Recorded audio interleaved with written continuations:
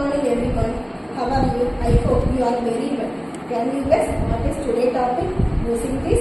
Yes, you are correct. Today's topic is fun with fractions. What is a fraction? A fraction has of a whole. It has two numbers. First number is numerator. Numerator represent number of parts you have.